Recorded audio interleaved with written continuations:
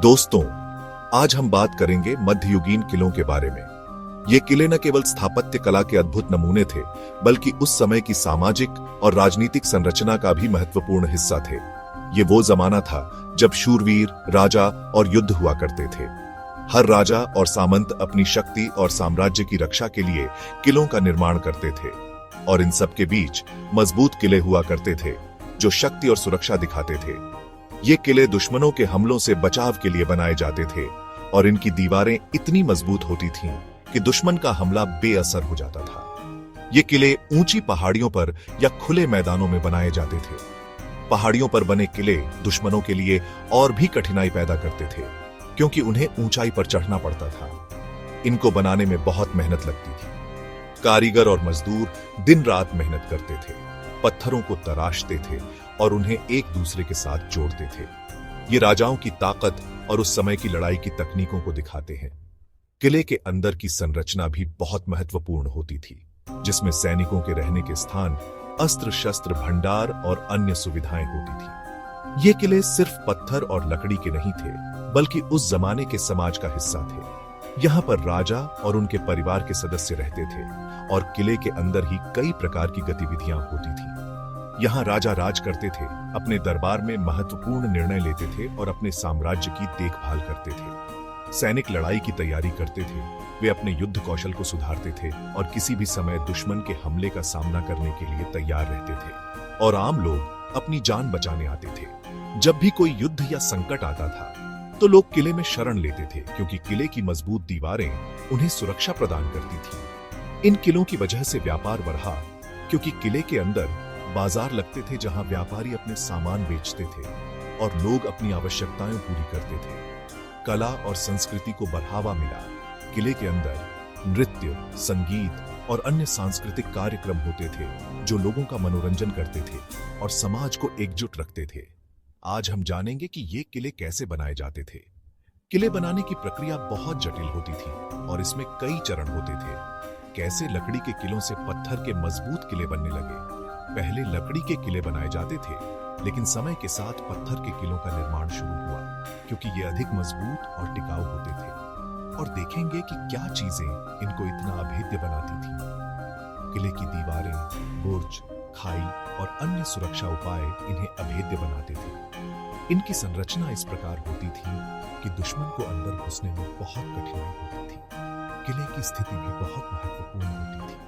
इसे इस प्रकार चुना जाता था कि दुश्मन को किले तक पहुंचने में कठिनाई हो और किले से पूरे क्षेत्र पर नजर रखी जा सके। किले के अंदर का जीवन भी बहुत रोचक होता था।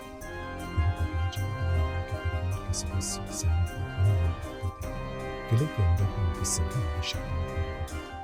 रात के समय किले की सुरक्षा और भी कड़ी हो जाती थी। सैनिक पहरेदारी करते थे और किसी भी संदिग्ध गतिविधि पर नजर रखते थे। आज भी ये किले हमारे इतिहास का महत्वपूर्ण हिस्सा है।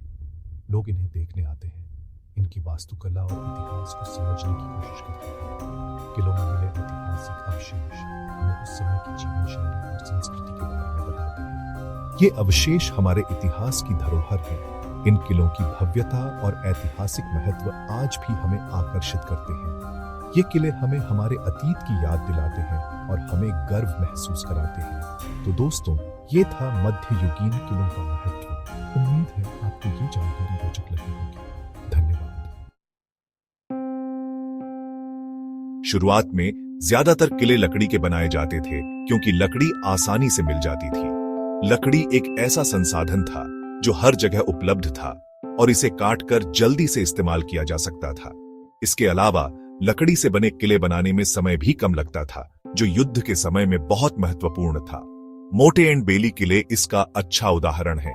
ये किले दो मुख्य भागों में बंटे होते थे। एक ऊंचा टीला, जिसे मोटे कहा जाता था, और उसके चारों ओर एक खुला मैदान, जिसे बेली कहा जाता था। ये किले ऊंचे टीलों पर बनाए जाते थे, जिनके चारों ओर खुला मैदान होता था और लकड़ी की बाड़ होती थी। इस प्रकार की संरचना दुश्मनों को दूर से ही देख पाने में मदद करती थी और किले की सुरक्षा को बढ़ाती थी।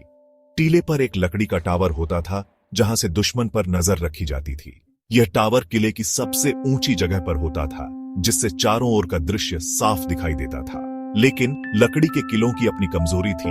लकड़ी समय के साथ सड़ सकती थी और मौसम की मार भी झेलनी पड़ती थी। ये आग से जल जाते थे और आसानी से टूट भी सकते थे। दुश्मन आग लगाकर इन्हें आसानी से नष्ट कर सकते थे और समय के साथ ये कमजोर हो जाते थे। जैसे जैसे युद्ध की तकनीकें बदली और पत्थर मिलना आसान हुआ, किलों को पत्थर से बनाया जाने लगा। पत्थर के किले अधिक मजबूत और टिकाऊ होते थे। पत्थर आग से नहीं जलता और समय के साथ और भी मजबूत हो जाता है। पत्थर के किलों ने मध्यकालीन युद्ध की रणनीतियों को भी बदल दिया, क्योंकि इन्हें तोड़ना और जीतना बहुत मुश्किल था। इस प्रकार लकड़ी से पत्थर तक का यह सफर किलेबंदी के इतिहास में एक महत्वपूर्ण मोड़ था। 1066 ईस्वी में नॉर्मन विजय के बाद इंग्लैंड में किला बनाने का तरीका बदल गया। विलियम द कॉन्करर ने अपनी ताकत बढ़ाने और विद्रोह रोकने के लिए बड़े बड़े पत्थर के किले बनवाए। नॉर्मन किले अपने बड़े आकार, ऊंची दीवारों और मजबूत नींव के लिए मशहूर थे। उन्होंने मोटे एंड बेली डिजाइन को और बेहतर बनाया, जिससे कीप, जो किले का सबसे मजबूत हिस्सा होता था, और भी सुरक्षित हो गया। नॉर्मन किलों का असर सिर्फ ब्रिटेन तक ही सीमित नहीं रहा, बल्कि पूरी दुनिया में किला बनाने के तरीके बदल गए। मध्ययुगीन किले सिर्फ ऊंची दीवारों और फाटकों तक ही सीमित नहीं थे। ये किले अपने समय की सबसे उन्नत रक्षा संरचनाओं में से एक थे, जो दुश्मनों के हमलों से बचाव के लिए बनाए गए थे। इनमें कई सुरक्षा के इंतजाम होते थे, जो दुश्मनों के लिए मुश्किलें पैदा करते थे। किले के चारों ओर की दीवारें इतनी मजबूत होती थीं कि तोपों और अन्य हथियारों के हमलों को झेल सके। एक आम मध्ययुगीन किले के चारों ओर एक गहरी खाई होती थी। यह खाई दुश्मनों के लिए एक बड़ी बाधा साबित होती थी, क्योंकि इसे पार करना बेहद कठिन होता था। इस खाई में पानी भरा जा सकता था ताकि दुश्मन अंदर न आ सके। पानी से भरी खाई दुश्मनों के लिए एक और चुनौती पेश करती थी, क्योंकि उन्हें तैरकर या नाव का उपयोग करके इसे पार करना पड़ता था। खाई पार करने के लिए एक पुल होता था, जिसे जरूरत पड़ने पर ऊपर उठाया जा सकता था। यह पुल, जिसे ड्रॉब्रिज कहा जाता था, किले के अंदर और बाहर जाने का एकमात्र रास्ता होता था, और इसे आसानी से उठाकर दुश्मनों को रोका जा सकता था। किले की दीवारें मोटी और ऊंची होती थीं और उन पर जगह जगह बुर्ज बने होते थे। ये बुर्ज किले की सुरक्षा को और भी मजबूत बनाते थे, क्योंकि इनसे सैनिक दुश्मनों पर नजर रख सकते थे और उन पर हमला कर सकते थे। इन बुर्ज से सैनिक चारों तरफ नजर रख सकते थे और दुश्मनों पर हमला कर सकते थे। बुर्जों पर तैनात सैनिकों के पास तीर कमान, पत्थर और अन्य हथियार होते थे, जिनसे वे दुश्मनों को दूर से ही नुकसान पहुंचा सकते थे। किले के अंदर भी कई सुरक्षा तंत्र होते थे। किले के आंतरिक हिस्से में कई गुप्त मार्ग और सुरंगें होती थीं, जिनका उपयोग आपात स्थिति में किया जा सकता था। किले के मुख्य द्वार पर एक गेट हाउस होता था, जो दुश्मनों के प्रवेश को रोकने के लिए एक और सुरक्षा परत प्रदान करता था। गेट हाउस में कई दरवाजे और जाल होते थे, जो दुश्मनों को अंदर घुसने से रोकते थे। किले की दीवारों पर बने बटालमेंट्स भी एक महत्वपूर्ण रक्षा तंत्र थे। इन बटालमेंट्स से सैनिक दुश्मनों पर तीर और पत्थर फेंक सकते थे, जिससे दुश्मनों को किले के पास आने में कठिनाई होती थी।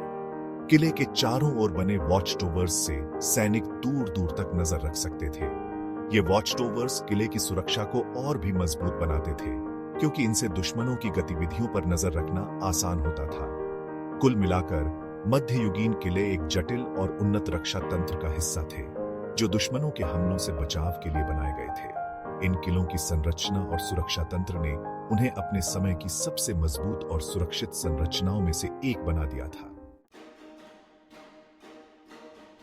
हर मध्ययुगीन किले का सबसे महत्वपूर्ण हिस्सा उसका कीप होता था। यह किले का सबसे ऊंचा और मजबूत हिस्सा होता था, जो आमतौर पर बीच में बनाया जाता था। पहले कीप लकड़ी के बनाए जाते थे, लेकिन बाद में पत्थर का इस्तेमाल होने लगा। यह किले के मालिक का घर होता था और युद्ध के समय आखिरी सुरक्षित जगह का काम करता था। यहाँ खाना, पानी और हथियार रखे जाते थे, ताकि जरूरत पड़ने पर लंबे समय तक काम आ सके। मध्ययुगीन किले सिर्फ लड़ाई के लिए ही नहीं थे, बल्कि यहाँ लोग रहते भी थे। अलग अलग पेशे और वर्ग के लोग इन दीवारों के अंदर रहते थे। किले का मालिक, जो एक राजा, ड्यूक या बैरन हो सकता था, सबसे ताकतवर होता था। उसके बाद उसके वफादार सैनिक और शूरवीर आते थे, जो किले की रक्षा करते थे। इसके अलावा यहाँ नौकर, रसोइया, लोहार, बढ़ई और किसान भी रहते थे। ये सब लोग मिलकर किले को चलाने में मदद करते थे। 14वीं शताब्दी में बारूद के आविष्कार ने युद्ध का तरीका ही बदल दिया। तोपों ने, जो बारूद से चलती थीं, सबसे मजबूत किलों को भी तोड़ना आसान बना दिया। जो किले कभी अजेय माने जाते थे, वो अब तोपों के आगे कमजोर साबित हो रहे थे। धीरे धीरे किलों का महत्व कम होने लगा और उनकी जगह नए किले बनाए जाने लगे जो तोपों का सामना कर सकते थे, जैसे कि स्टार फोर्ट। आज भले ही किले अपनी सैन्य महत्व खो चुके हैं, लेकिन उनका स्थापत्य और संस्कृति पर गहरा प्रभाव है। ये भव्य इमारतें हमें अपने इतिहास की याद दिलाती हैं। कई मध्ययुगीन किले अब संग्रहालय और पर्यटन स्थल बन चुके हैं। ये किले हमें अपने अतीत से जोड़ते हैं और दिखाते हैं कि इंसान क्या क्या कर सकता है। मध्ययुगीन किले हमारे इतिहास का एक महत्वपूर्ण हिस्सा है। ये हमें बताते हैं कि कैसे हमारे पूर्वजों ने मुश्किलों का सामना किया और नई खोजें की। हालांकि अब किले लड़ाई में इस्तेमाल नहीं होते, लेकिन ये हमें इतिहास, स्थापत्य और संस्कृति की याद दिलाते रहेंगे।